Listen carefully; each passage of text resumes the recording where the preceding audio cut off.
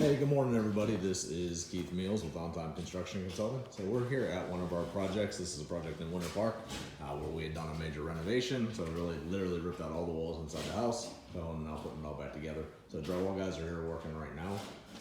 As you can see, one of the things they do, and this is something that a lot of homeowners don't quite understand. Whenever they're going in and doing drywall, you see the scraps. So they're laying around like this. So this is pieces that they've cut off. They leave it here because they're going to use a bunch of small pieces throughout the house. So for things like the end of this wall right here, so you see how there's a small piece on the end of this, they'll use these scraps that are laying around to go ahead and cut out additional pieces that they need to go ahead and finish those out before they put on the corner bead. So that's why they leave it laying around. If they threw them all away, you'd use a ton of board.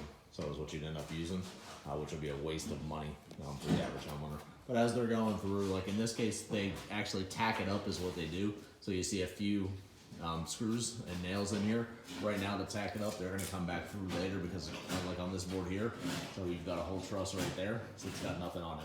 They go ahead and tack it up and then they come back later and screw everything off. So by code, so they've got screw requirements, so for spacing, and they come back and hit that all at once. Right now the main goal is to get everything up in the air, get everything hung, come back, screw it off, and then put all the corner bead on, is what they end up doing. But as you see, there's some different things, and this is probably one of the messiest procedures as you go through the house for the drywall. Definitely the messiest on the finish side as everything's done. I think we talked about in one of an earlier video how we've got everything marked out on the floors. As you can see right here, so the drywall guys, they hung the bottom boards today, and they make circles on the wall where they need to go ahead and cut out outlets or mud rings for the low volt. They know to come back and catch those. There's another one over there. So now we do have a ceiling recessed can that's noted right there underneath the dust. And they did miss that one on the ceiling. And that's one of the reasons why we put those markings down there. They can come back and hit all those pieces. So I want to make sure everything's taken care of. It saves us a whole bunch of time and headache later on. So they'll catch those pieces. But yeah, they started hanging all the bedrooms. And one of the other things you'll see them do, so whenever they do this, is they hang over top, like this is the window right here. So this is the bottom boards they put in. So they literally leave it hanging over, and then they come back with a rotor zip tool and literally run right down the edge there, right across the bottom. So and then right up the side to cut it out like they've got it cut out for the top portion of the window. That's how they go ahead and take care of all of these.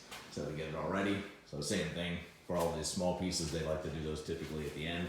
So all these doors, we write wrap on the door. So that's for the drywall guys. So the denotation of the size of the doors that are going here.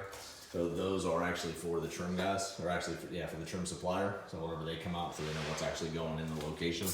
That is what they end up doing. But you'll see we write wrap on all that. It makes it real simple for the drywall guys, because the difference is this is a bifold door or bypass door. Was bypass, but changed it to bifold. And then these are your pre-hung doors here.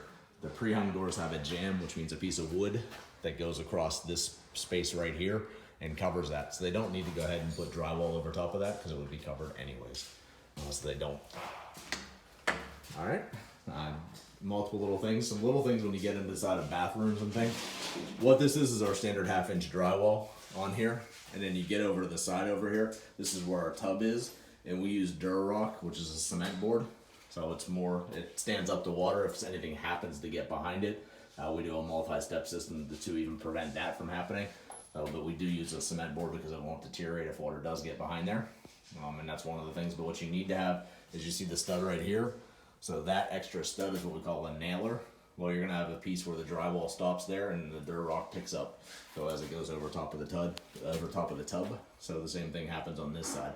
So you always want to make sure they've got something to screw off to, because if not, then it ends up being a weak point there.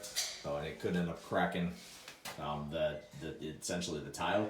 So is what it could, or if it was a little further out, you'd crack a drywall seam, is what you would do, and it would always be a point that would be weak and would be something that you'd be taking care of cosmetically, and that's the last thing that you want.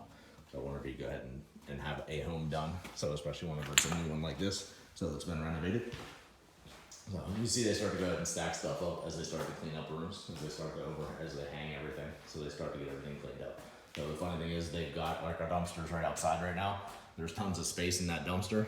And it's always the biggest challenge, because we try to keep them as empty as you possibly can before the drywall guys get here. If you don't, they'll literally have these piles all through the house on the last day when they're finishing up. They walk out and throw everything away, and your dumpster goes from nothing in it to completely full in a matter of minutes. So that is what ends up happening. So if you don't have an empty dumpster, you're gonna have a pile of drywall either sitting in your garage or sitting outside. So neither one of those really work well. Not what we're looking for. So we make sure we've got an empty dumpster when we get started. Say hi, Paige. Hi. So if we caught her again, so it's like whenever we do our videos, it's always we're find Paige. So like where's Waldo, it's where's Paige. So they're hanging the garage ceiling out here right now. So you can see the guys up on stilts. So while they're doing that, it makes it easier for them. Right now they're working around the garage door brackets while they're hanging this, and they'll put the brackets back up. So one of the challenges when you're doing renovations, you still need to have operating garage doors. So all of our insulation and our wall between the garage and the house. So is what we've got there. So all of it's R13 batted insulation that we put on that, and then there'll be 5/8 inch drywall, so which is a fire rated drywall for the outside. So that's kind of what we've got going on in this project right now. So kind of some of the steps that go on when we're doing drywall. So look forward to the next video. So we'll shoot that out. If you haven't liked the page yet, make sure you go to On Time Home Reminders. So both on Facebook, and then on Instagram, and on YouTube. And then we'll also be adding, coming soon, so TikTok. So watch for those, because then Paige gets to be a star on TikTok. She's really excited about that, you can tell. We're gonna be doing more of those too, to get you more information out, so in a more comical way. So watch for those. Talk to you soon.